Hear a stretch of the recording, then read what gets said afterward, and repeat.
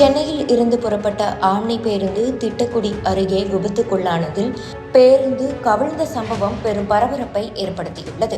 இந்நிலையில் சம்பவ இடத்தில் இருந்து பிரத்யேக வீடியோ காட்சிகள் தற்போது வெளியாகி வைரலாகி வருகிறது. கடலூர் மாவட்டம் திட்டக்குடி அடுத்துள்ள அதர்நத்தம் கைகாட்டி அருகே நேற்று இரவு 10:30 மணியளவில் சென்னையில் இருந்து நாகர்கோவிலுக்கு பயணிகளை ஏற்றிக்கொண்டு ஆம்னி பேருந்து சென்றுள்ளது.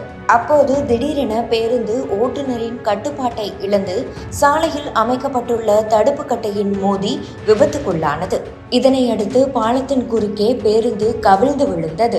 இந்த விபத்தில் 30க்கும் மேற்பட்டோர் படுகாயம் அடைந்த நிலையில் ஒருவர் சம்பவ இடத்திலேயே பலியான சம்பவம் சோகத்தை ஏற்படுத்தியுள்ளது. இதைத் தொடர்ந்து காயமடைந்தவர்களை ராமநத்தம் போலீசார் மீட்டு பெரம்பலூர் அரசு மருத்துவமனைக்கு அனுப்பி வைத்தனர். இந்த விபத்து காரணமாக சென்னையிலிருந்து திருச்சி மார்க்கமாக செல்லும் பாதை முற்றிலுமாக துண்டிக்கப்பட்டது.